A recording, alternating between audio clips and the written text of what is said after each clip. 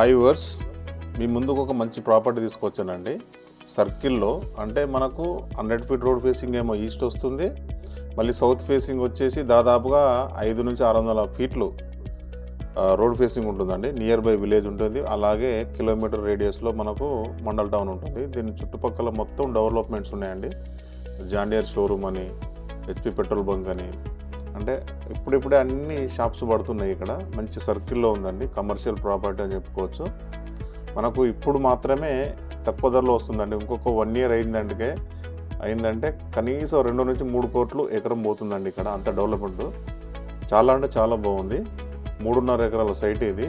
ఇప్పుడు మనకు డైరెక్ట్ రైతు నుంచే మనకు సేల్కి వచ్చింది.